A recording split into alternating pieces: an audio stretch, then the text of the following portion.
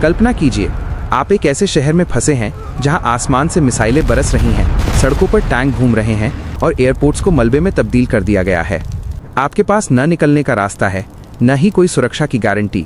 2015 में यमन में फंसे हजारों लोगों के लिए ये कोई डरावना सपना नहीं, बल्कि एक कड़वी हकीकत थी। लेकिन इसी तबाही के बीच दुनिया ने एक ऐसा मिरेकल देखा जिसने ग्लोबल डिप्लोमेसी के सारे पुराने रिकॉर्ड्स तोड़ दिए। एक ऐसा ऑपरेशन जहां युद्ध के मैदान में गोलियां रुकवा दी गईं ताकि हजारों जिंदगियां बचाई जा सकें। आखिर कैसे भारत ने एक सुलगते हुए देश के बीच से न सिर्फ अपने नागरिकों को बल्कि 41 देशों के लोगों को सही सलामत बाहर निकाला। आज की इस डॉक्यूमेंट्री में हम बात करेंगे ऑपरेशन राहत की, एक ऐसी कहानी जो वीरता, कूटनीति, डिप्लोमेसी और स्ट्रेटेजिक जीनियस का बेजोड़ उदाहरण है।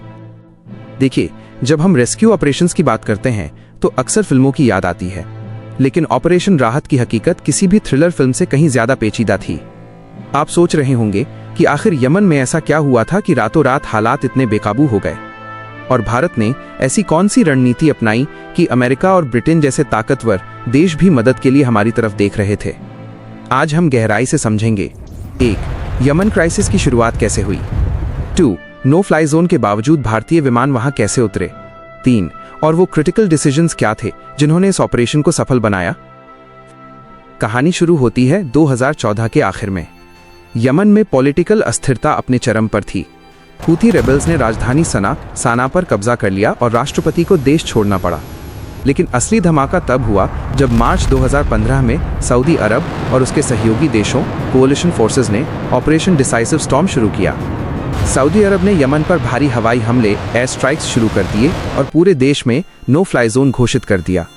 इसका मतलब था कि कोई भी जहाज बिना सऊदी की परमिशन के यमन की एयर स्पेस में नहीं घुस सकता था। यमन के पोर्ट्स को ब्लॉक कर दिया गया था। अब वहां फंसे हजारों भारतीय वर्कर्स और नर्सों के लिए समय तेजी से खत्म हो रहा था। भारत के सामने दो बड़ी चुनौतियां थीं। पहली, यमन का एयर स्पेस बंद था। दूसरी, जमीनी रास्तों पर विद्रोही गुटों का कब्जा था। तब भारत ने एक 3 लेयर्ड स्ट्रैटेजी तैयार की।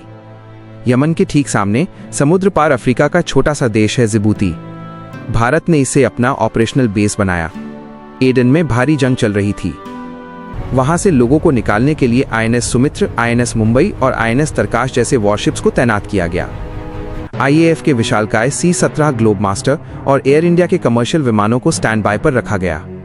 लेकिन रुकिए, सबसे बड़ी समस्या तो अब भी वही थी, सऊदी की बमबारी। बिना एयर क्लियरेंस के जहाज भेजना सुसाइड मिशन जैसा था।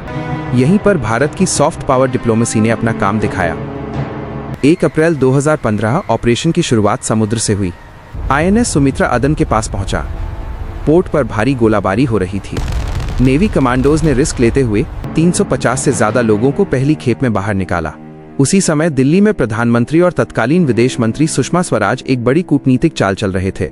सऊदी किंग से बात की गई और उनसे एक सेफ विंडो मांगा गया। नतीजा, सऊदी अरब हर रोज कुछ घंटों के लिए बमबारी रोकने पर सहमत हो गया ताकि भारतीय विमान सना में लैंड कर सकें। क्या आप जानते हैं कि एयर इंडिया के पायलट्स ने बिना किसी functional air traffic control ATC के विमान उड़ाए थे। सना एयरपोर्ट का रनवे मलबे से भरा था और रेडार्स काम नहीं कर रहे थे। पायलट्स को विजुअल अप्रोच का इस्तेमाल करके जहाज उतारने पड़े। ये किसी भी एविएशन प्रोफेशनल के लिए सबसे खतरनाक टास्क होता है। ऑपरेशन का मैकेनिज्म समझिए।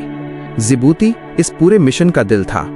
नेवी के जहाज अदन से लोगों को लेकर जिबूती आते और वहां से C-17 ग्लोब मास्टर उन्हें सीधे कोच्चि या मुंबई ले जाते। लेकिन एक ट्विस्ट आया।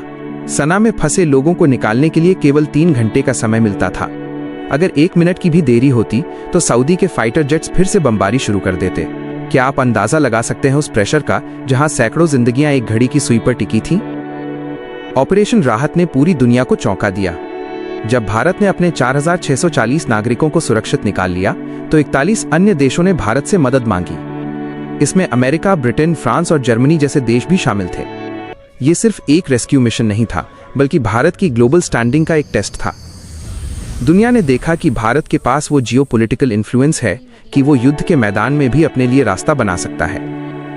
ऑपरेशन राहत की सफलता का सबसे बड़ा कारण था कोऑर्डिनेशन। विदेश मंत्रालय, भारतीय वायुसेना, नौसेना और एयर इंडिया ने एक मशीन की तरह काम किया। अगर आपको भारत की इस साहसी गाथा की गहराई पसंद आई तो इस वीडियो को उन लोगों के साथ शेयर करें जिन्हें अपनी हिस्ट्री पर गर्व है।